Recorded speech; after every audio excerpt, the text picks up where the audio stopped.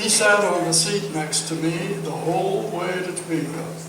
People would get on and want to sit next to me, and then they'd see that turtle, and I would have to say, sorry, seat's taken. That was embarrassing.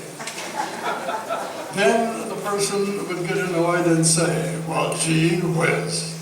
I recall being surprised that people knew my turtle's name. And when we got there, we were edged out by a snapping turtle and this kid with a buzz-cut bright red hair. He had this smart-aleck grin on his face. I wanted to smack him. So we had to go home, back on the bus, and I was out of sorts, and the turtle was out of sorts, and we weren't speaking to each other. I looked at him once, and he was frowning at me. I said, gee whiz, why didn't you put your back into that race? You could have won it. Whiz stuck his head in the shell and didn't come out for the rest of the trip. It was downright depressing. Well, that's fascinating, but what advice do you have? About what?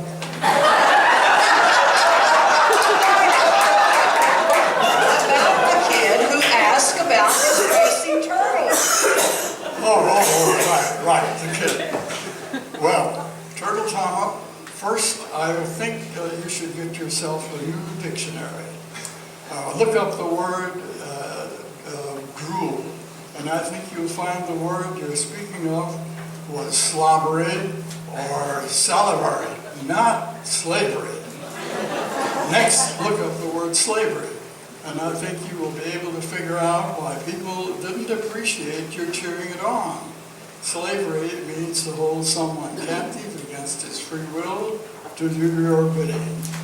Now, I don't know the exact relationship you have with your turtle. I assume that as a pet he enjoys racing and isn't doing this against his will. That being the case, if you truly want people to stop booing, the answer is simple. Change your turtle's name. I recommend getting away from names that reflect his physical defect and go with something highlighting his attribute and would be easy to yell during the race. How about lightning or streak? Yelling, go lightning, sounds good to me. Give it a try and see what happens. I have to turn my page. The real question is, who's in charge at your race?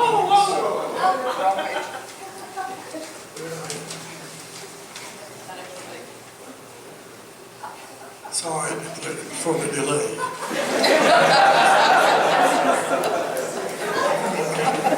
And if he's like most turtles of my acquaintance, he won't care what you call him as long as you don't call him late for dinner. And now, Lita, I have a question for you.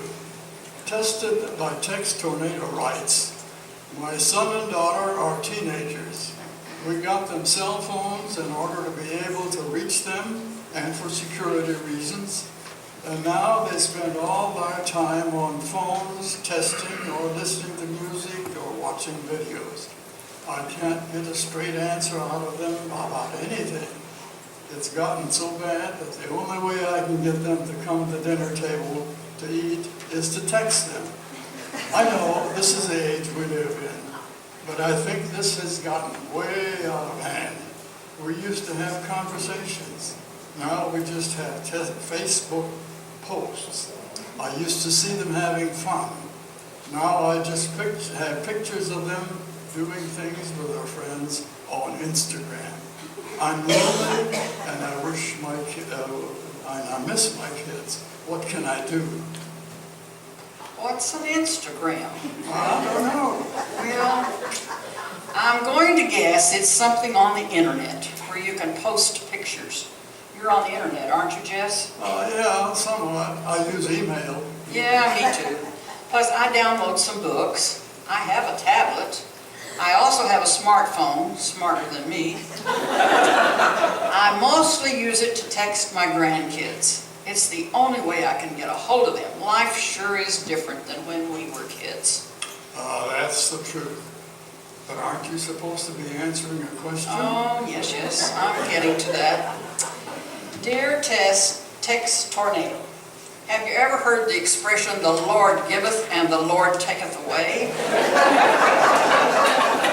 The real question is, who's in charge at your house? You had a specific goal in mind when you gave your children these phones, and that had to do with their safety and you, and you knowing where they were. But they're using the phones for all other kinds of purposes that you hadn't really thought about. Now you're paying for it, literally and figuratively. You gave them the phones and you don't like how they're being used, so take them away. Or maybe limit their use. They could have the phones when they're away from home, but not inside the house.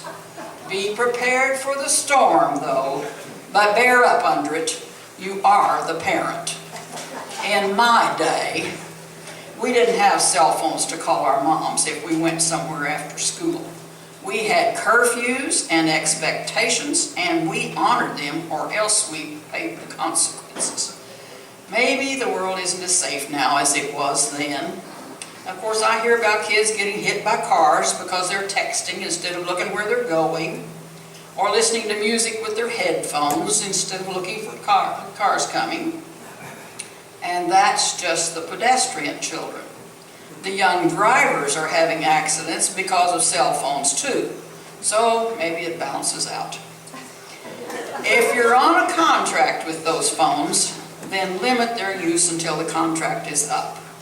If you're not on a contract, then I'd say the next time you need to get your child's attention, grab that phone and flush it right down the toilet. That ought to do it. All right, thank you, Lita and Troy. Ladies and gentlemen, give them a hand and don't text. Put it on vibrate. For little bees, oh yeah. For little bees, oh yeah. For little bees, for little bees.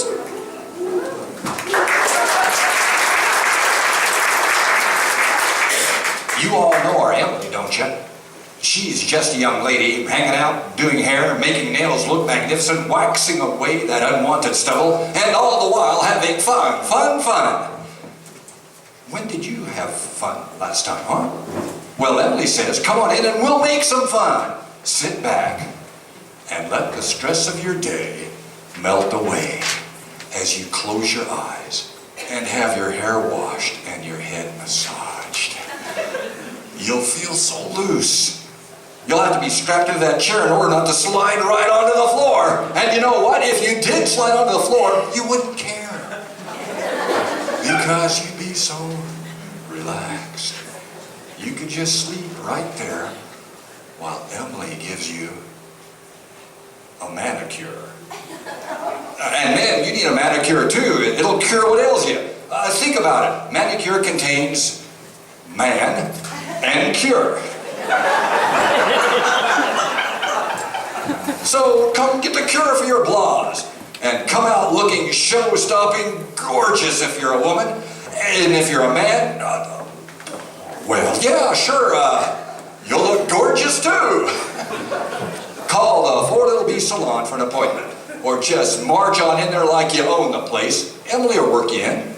Meanwhile, you can catch up on all the town gossip. And hey, if you're lucky, you may even be in the town gossip, Bob. And what's the name of that shop again? Let me think. Oh, that's right. For little bees, oh yeah. For little bees, oh yeah. For little bees, for little bees.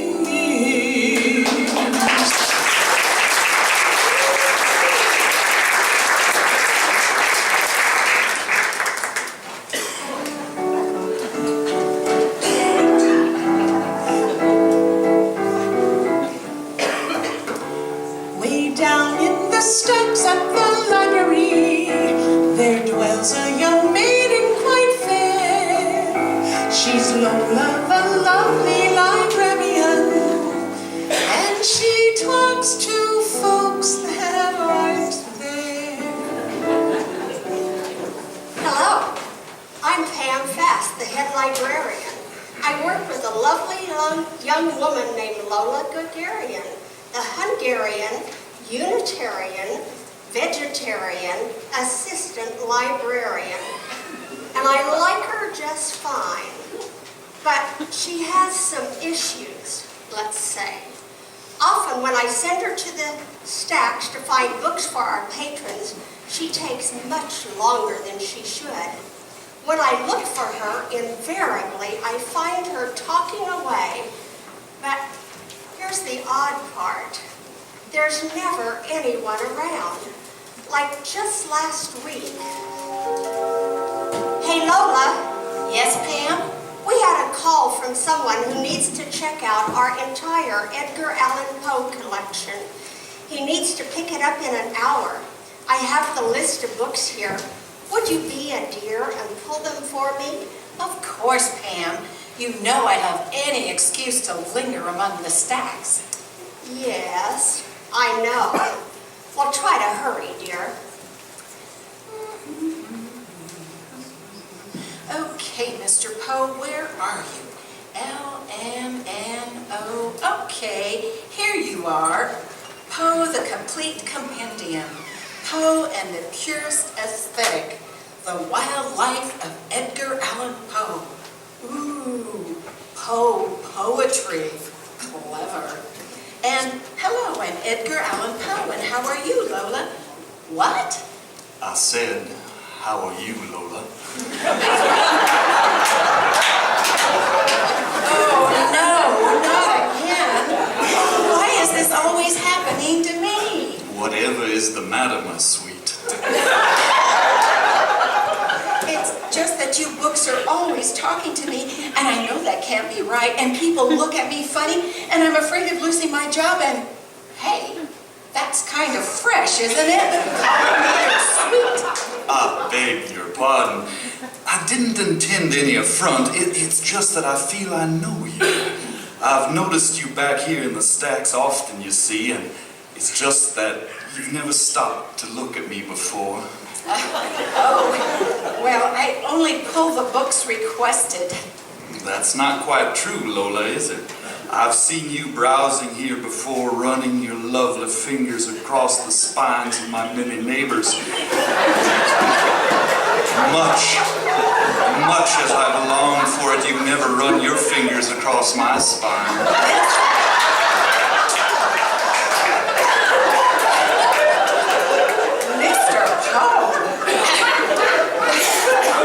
It's just that, well, I find your stories kind of, creepy.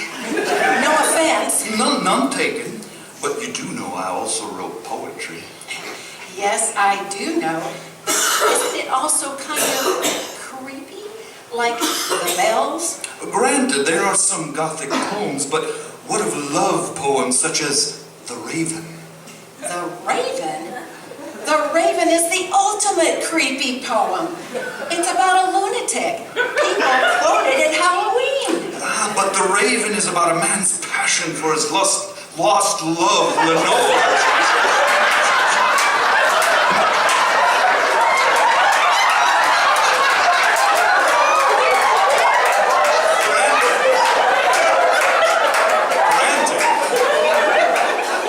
Granted, it is a bit dark. But Annabelle Lee, now there's a poem about love. If I recall, she dies too. Oh, that's right. But you see, the thing is, my sweet, one has to apply tension to a love poem, or there's no drama. To simply say that, for an example, your lavishly lithe limbs lie languidly along the library lanai, why, that would be boring, if true. But it's so sensual.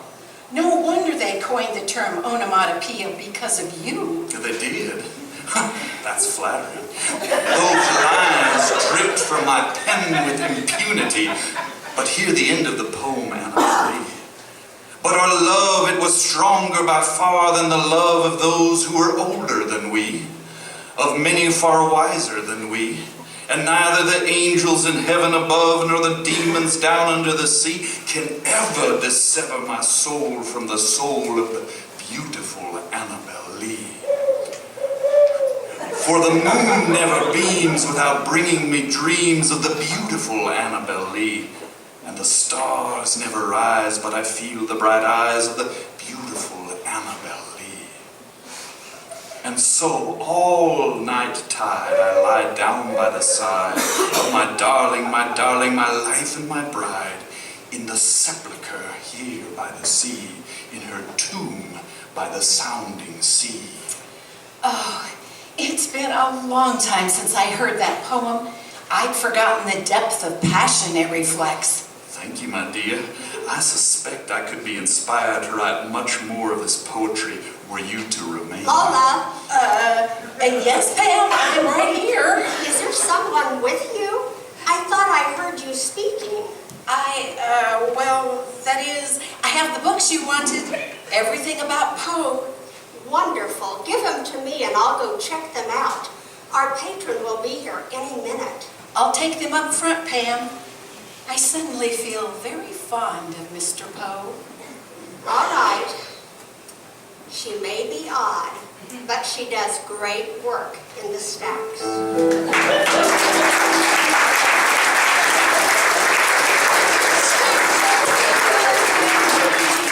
There dwells a young maiden quite fair. She's Lola